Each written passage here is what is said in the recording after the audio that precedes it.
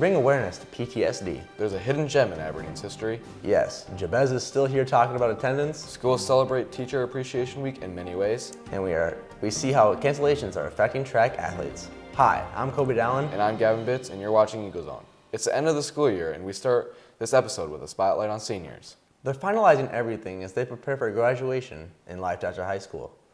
Graduates have been checking out this week by returning Chromebooks and taking care of unpaid fees and fines. And their final week of school started with a return to their elementary schools. Seniors walked through their elementaries with their caps and gowns, receiving cheers from their former teachers and current students at the schools. Central High School's main gym is set up for graduation, and seniors are rehearsing for their event. Graduation takes place on Sunday the 19th at 2 in the afternoon. There are 274 graduates, and the school district will stream the ceremony on Aberdeen Central's YouTube channel. It will also air on the local cable channel. This year's graduating class has 6 members entering the military out of high school. That decision to serve that earns a little extra attention this time of year as we come up to Memorial Day. The federal holiday recognizes the commitment of members of America's military services by honoring those who lost their lives while defending their country. Aberdeen hosts a service on that day. Post-traumatic stress disorder is often connected with military action, but it's a condition with any number of causes. Eagle Zone's Caden Galbraith talks with a mental health professional and someone battling PTSD. Caden? I talked to someone with post-traumatic stress disorder, or PTSD. He wanted to be in control of who he shares his diagnosis with, so we blurred his face. But if you can relate with his story, he wants you to get help. His story starts in 2001 when he was near the Twin Towers on 9/11.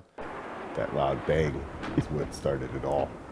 And for most people, when they turned off that TV, that was the end of that nightmare for them. It was on their mind, but they weren't there. And when you were in New York, you could not get away from it.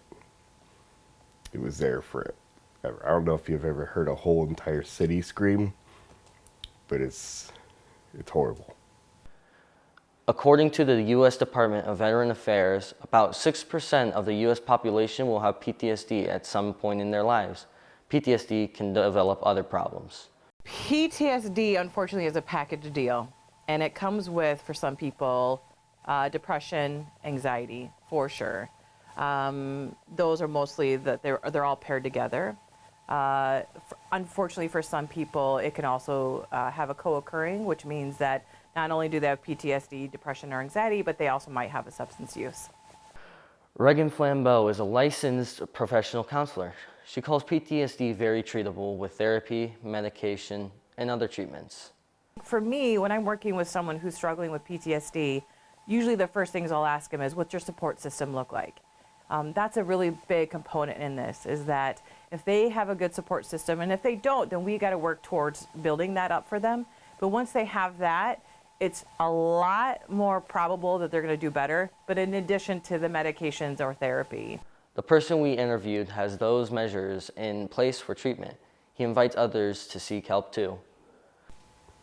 Talk to a counselor, talk to your family, talk to your doctor, get medicated for it if you need it. That would be the best thing you could do, because the worst thing people do is they do not get outreach, and it gets worse, and they can sometimes harm themselves or somebody else.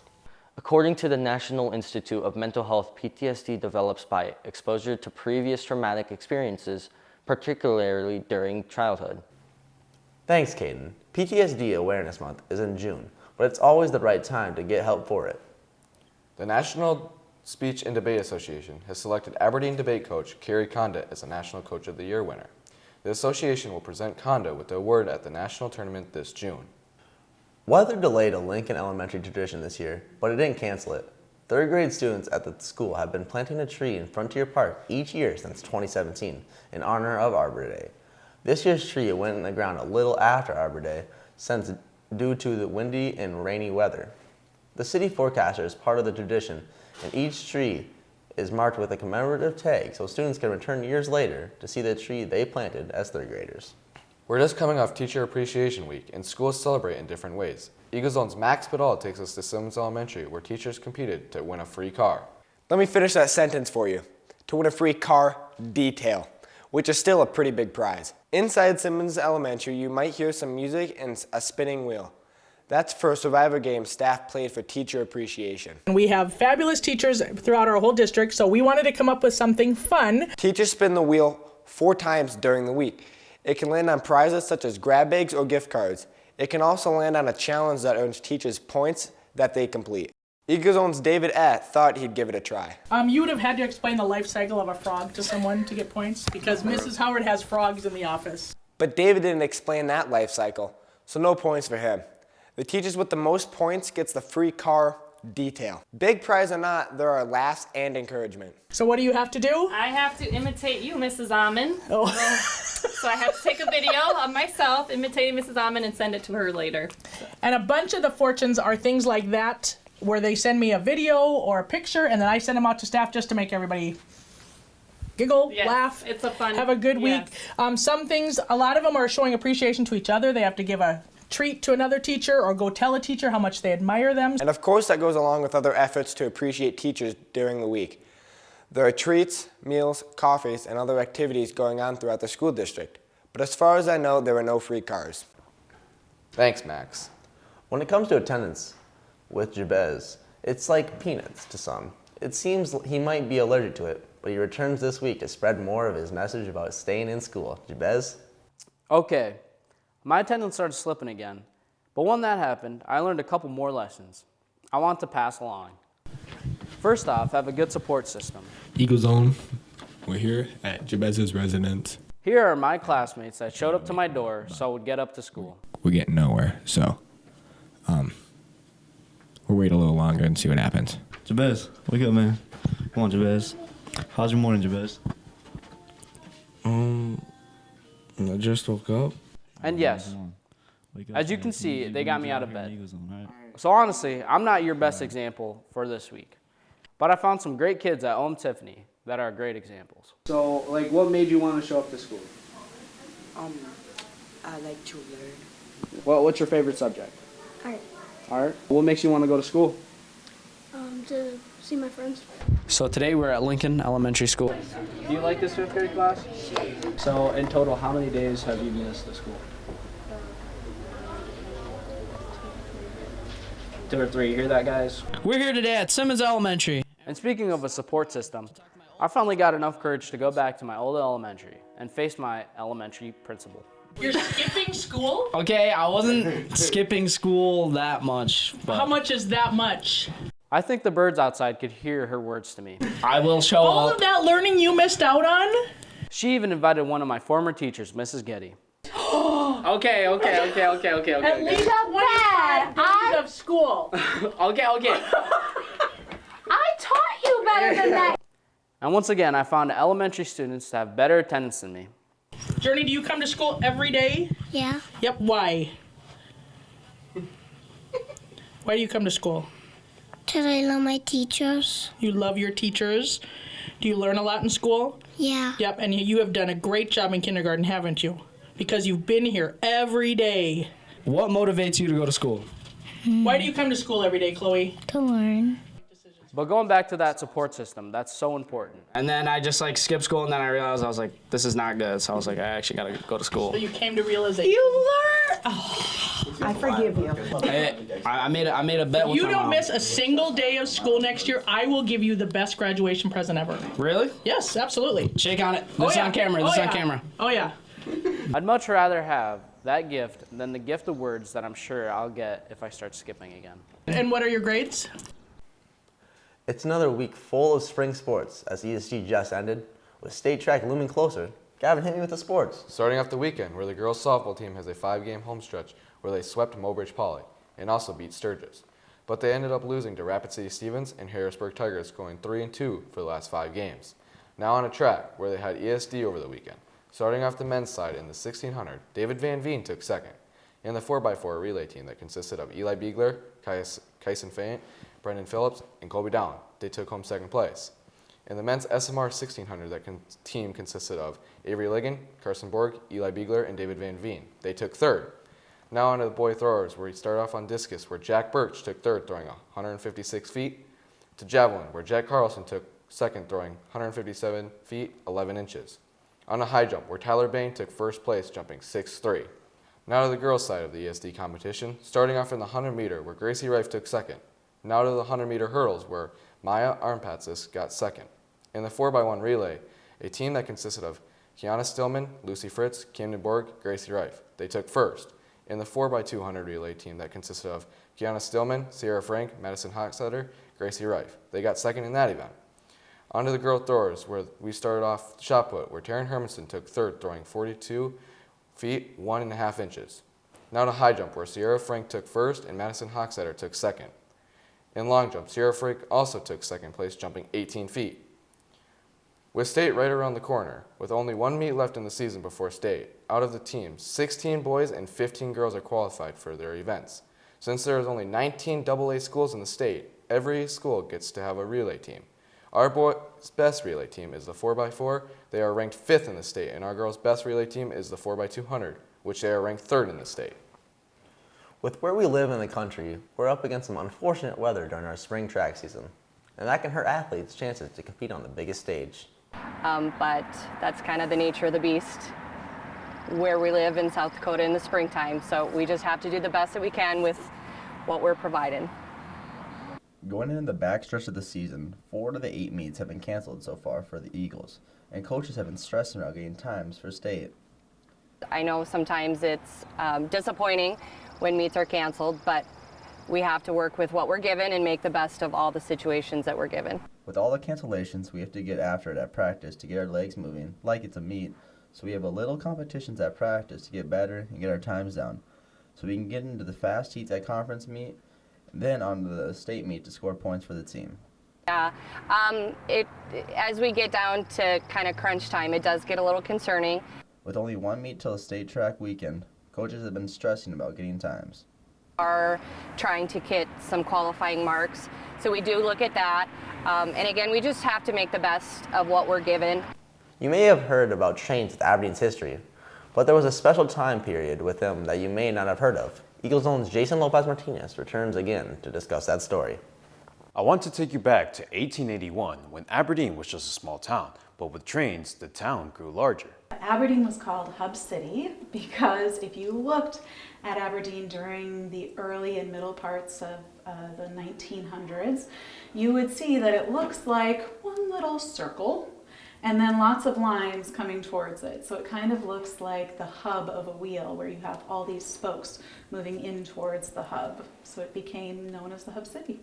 Trains became more useful for the growth of Aberdeen, even during war period. Yesterday, in 1941, Pearl Harbor was attacked, and Congress declared war. When you have an outside threat, people are going to band together against that threat. So this is a time of war. People are banding together to face that confrontation. So you have groups from all over the place who are all of a sudden unified by this thing. So they are coming together to help and also their families, their children who are being employed in this war effort. So you have the personal level and then the more national level, and it affected everybody in both of those ways. This, as a result, made Aberdeen the hub city for soldiers passing through the fight and front lines. Then Mayor Oliver Matthew Tiffany held a conference, and members voted on the Aberdeen Railway Station Canteen to start on August of 1943. And it started by those congregations or those groups of people coming together to set up their volunteers and get going on serving those soldiers. And they set up at the Milwaukee Road Depot, and then they were open for over 2 years. The Pheasant Canteen took care of and served soldiers as they were being transported across the U.S. So World War II is happening in Europe and in the Pacific. There's several different fronts. They're moving troops to those locations and from those locations, and this Milwaukee-St. Paul, the Chicago-Milwaukee-St. Paul Railroad line went from Chicago all the way through the middle part of the country to Seattle. So as they're moving troops, the Pheasant Canteen's purpose was to help serve those troops because it took a lot longer than a few hours. Some troops, if they had a longer trek, might be on that trail for a couple of days. So they needed to be served and fed and get a little bit of a break in between, and the Pheasant Canteen was one of those places. The canteen served different food, but what became popular was a sandwich made out of pheasant meat. Pheasants didn't start being served in the pheasant canteen until a few months into the effort. It started with things like chicken salad and ham, but that stuff is on the ration cards. You can't necessarily get a whole bunch of it, even if people are donating their rations. So when they started to run low, one of the things that turned out to be abundant in South Dakota was pheasant.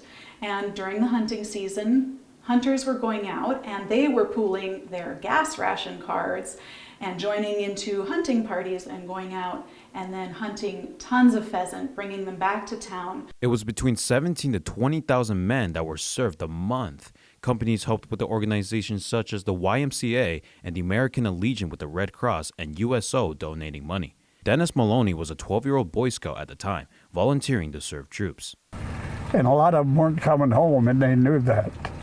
And it was very, very, very pointed, very serious, and very, very, very awkward for a kid. I was 12 years old. Volunteers wanted to make sure their stop in Aberdeen was a good one. Our role was to, make sure that the guys had the sandwiches and the coffee who couldn't get off the trains. And what we would do is pick up the sandwiches and the coffee and go out to the trains where they couldn't get off. Those who could get off came in and got theirs on their own, and the ladies helped them with getting their sandwich and coffee. Aberdeen's participation and effort became popular with the canteen growing with more servants. It's really, really hard to make sure that you have a schedule. Everybody knows what they're supposed to do. You're training new people in constantly. Just like in any endeavor, you might have people who call in sick or can't come in on a certain day when they were supposed to, so you have other people stepping in to fill those gaps. So a lot of those challenges come in the logistics side, the practicalities. How do we make sure there's enough of this? How do we make sure that we can get it to the people who need it quickly enough? These trains are rolling through, and they have about 15 minutes to a half an hour to serve every soldier on that train. Each train could have about 100 people. So on a busy day in Aberdeen, you would be serving 1,500 soldiers in a day with about 15 minutes warning that a train was coming in. And then you get them all fed, get them on their way, and the next train is rolling in, and you're doing it all over again. And at the end of the day, all of these volunteers are also cleaning, doing all of the prep, taking out the garbage, and getting ready for the next day to do it all over again. Tense, serious, very serious. There was no funniness. They may be making jokes of their own, but when they met with us, or we talked with them, it was all serious. They knew where they were going, and they knew a lot of them weren't coming home. And otherwise, they wouldn't have been on a troop train. Those trains went to the East Coast and the West Coast. And from there, they got on a ship and went overseas, and overseas to fight. And that was part of the war. It was tense, but Maloney was too young enough to not remember the situation. It was sad, and you could feel the sadness, and that impressed me. Maloney was just one of the many people that were there to support the war effort. It became more popular with organizations as far back as Redfield and Webster, as they started to chip in from 1944 to 1945. 43 towns had their own day of serving soldiers. Maybe it made me a little more thoughtful, a little more understanding. Not so quick to run off my big Irish mouth about something that made no sense. It was a serious, serious type of experience. One I've always remembered. I can close my eyes right now and still see those trains. It was set up to help this greater war effort, but it really did, I think, really bring a sense of community for people and a sense of identity, because Aberdeen became known for the pheasant canteen, and so people started to identify with themselves and see themselves in that model. One of the things we have in our display here is a letter that was sent to us from one of the soldiers who had served during World War II, and he met Dwight D. Eisenhower face to face, and Dwight D. Eisenhower remembered the pheasant canteen and remembered having a pheasant salad sandwich.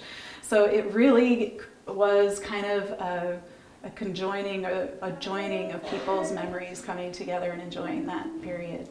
I think they ought to know part of history. It is part of history for this community. We did this for them, and we did it as part of the war effort. It was part of what Aberdeen was doing, because at that time, the Milwaukee Railroad ran from all the way to the West Coast. And they made Aberdeen a major stop on the way to the West.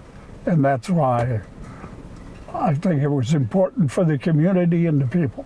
By the end of World War II, the last couple of sandwiches were sold to soldiers coming home. In March of 1946, 586,000 troops were served there in the canteen. Later on, the trains became less used. There isn't passenger service in Aberdeen anymore, but the story of the canteen still rides on. Reporting for Eagle Zone one last time, it's your boy, Jason Lopez Martinez. Back to you guys. Thanks, Jason. This might be Jason's last story in Eagle Zone, as he is moving on to Coyote News at USD. Thank you for all the hard work you've been putting on here at Eagle Zone, and we wish you the best of luck. Hope to see you soon. This week, Brady Engelking got to know our building trades teacher here at Central High School, Lee Sumner. He's been teaching the last 13 years. His original career path was not teaching, but construction. He actually wanted to go into construction. He loves building and tearing things down. As a kid, he would build structures like tree houses. He went into farming right out of college, and then he worked at Menards while running his own construction company. While he did construction, he did odd jobs like add-ons. He also worked for other people building houses. Then a freak accident affected his career. Why did he decide to go into teaching after that accident? Well, honestly, I got to know the old teacher because when I worked at Menards, I sold him all the materials for all the houses I built. And so he actually approached me about it several times, and he happened to see me after I fell off the roof, and he said I should apply for the job, and I thought he was nuts. And then, so I went and did, and obviously I got the job. Have you liked being a teacher so far? I haven't quit yet, so apparently. He spends most of summer break working on his little hobby farm. There, he grows hay and other crops and raises his livestock. He also loves watching his kids play the sports that they love, as he used to play sports growing up. Now here's a special message to Mr. Sumner from our very own Gavin Bitts. He's a good teacher. He pushes you to do your best, I should say. He always wants the best for you, and he'll help you through everything. Sounds like a good description. That was pretty good. He made that up on the spot. Mr. Sumner talks and jokes around with a lot of students, but does he have a favorite student? Let's find out. I don't like doing that. I don't actually have favorites. There's kids I talk to all the time, but then, I don't want to be singling out any specific kid in a class and saying, oh, you're my favorite, because people hate that. So I try to keep it pretty even. Some kids I talk to more than others, but that's because they talk to me. It's not because I dislike them. That's all for this episode of Eagle Zone. You can watch our previous episodes from this year whenever you want by scrolling down the Eagle Zone section of the school district website. That's aberdeen.k12.sd.us. We leave you this week with some shots of the old yearbooks in honor of the graduating seniors.